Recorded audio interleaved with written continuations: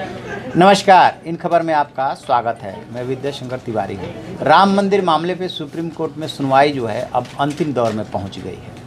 कुल इसमें और 4 दिन मिलने हैं, जिसमें कि पक्षकारों को अपनी जो बातें रह गई हैं वो बातें उनको कोर्ट के सामने पूरी करनी है। लेकिन उससे पहले आज बहुत कई दिलचस्प तथ्य सामने आए और दिलचस्प जो है बहस भी हुई।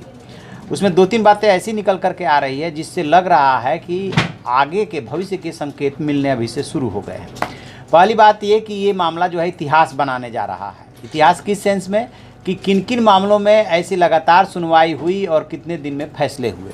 तो सबसे पहले बता दें कि ये दूसरा ऐसा बड़ा मामला होगा जिसमें कि 41 दिन में लगातार सुनवाई के बाद फैसला आएगा। उसके पहले जो मामला हुआ था वो हुआ था केशवानंद भारती बनाम केरल केस। बहुत फेमस केस ये है, जिसमें 13 जजों की पीठ ने 5 महीने में 68 दिन सुनवाई की थी। और ये जो है सुनवाई 31 अक्टूबर 1972 से शुरू होकर के 23 मार्च 1973 तक चली थी। और जबकि 2017 में आधार की अनिवार्यता मामले में सुनवाई 38 दिन चली थी। और ये जो मामला है ये जो है इसमें कुल जो है और 4 दिन बचा है, उसको मिला करके यदि देखेंगे और जो फैसला आएगा, जो 17 नवंबर से पहले फैसला आना है, तो टोटल 41 दिन 17 अक्टूबर तक को टोटल जो है 41 दिन मिल रहा है। मतलब लगातार सुनवाई हुई है। फैसले वाले टाइम को इसमें काउंट नहीं करते हैं। तो 41 दिन में ये सुनवाई पूरी होने जा रही है। तो केशवानंद भारती के बाद ये दूसरा महत्वपूर्ण मामला है जिसमें लगातार इतने दिनों तक सुनवाई हुई है। और इसके बाद आधार मामला जो है तीसरा मामला। तो ये तो एक तो इस मामले में ये इतिहास बनाने जा रहा है। दूसरा मामला एक और इसमें ये आया आज कि जब जो मुस्लिम पक्ष के वकील हैं धवन साहब, वो जब बहस कर रहे थे, उसी दौरान जो इधर से रामलला की तरफ से और हिंदू पक्ष की जो वकालत कर रहे हैं CS वैद्यनाथन, उन्होंने कुछ इस अंदाज में टोका हाथ उठा करके, जो कि उनको नागवार गुजरा।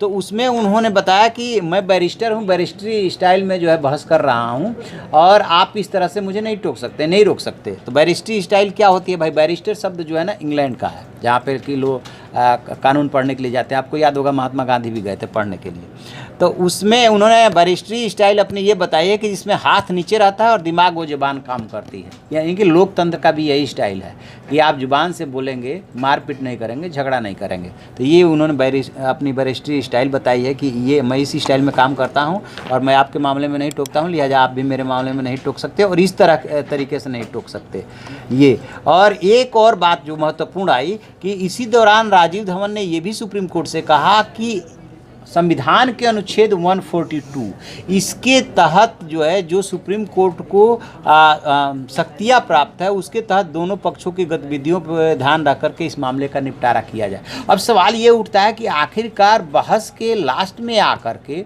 इन्होंने क्यों ये बात कही कि संविधान के अनुच्छेद 142 का इस्तेमाल कीजिए।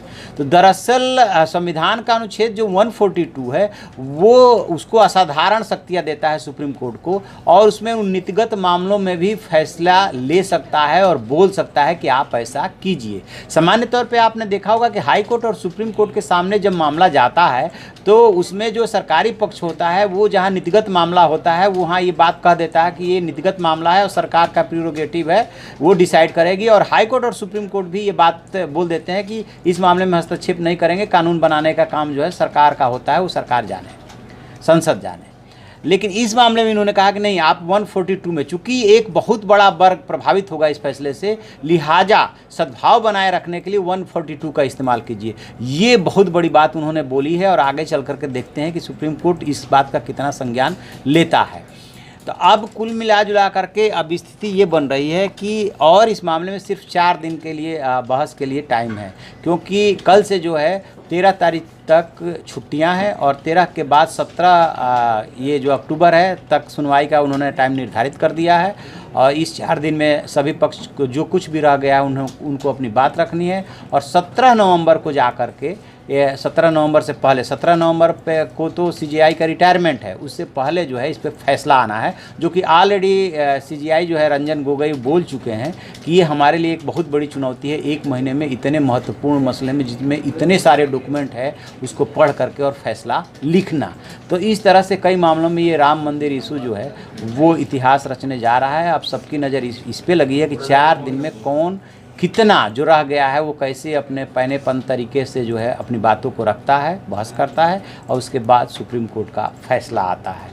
तो देखते हैं आगे और इसमें क्या होता है। अभी तो 4 दिन है, 4 दिन में तो अभी बहुत सारे तथ्य आएंगे, सब लोगों को लगेगा, उसी में ये भी डिमांड उठेगी कि हमें भी 2 घंटा दिया जाए, हमें भी 2 घंटा दिया जाए, इन्होंने ये बात बोली उसका हमने ये अभी जवाब नहीं दिया, ये कोर्ट में सब चलता है।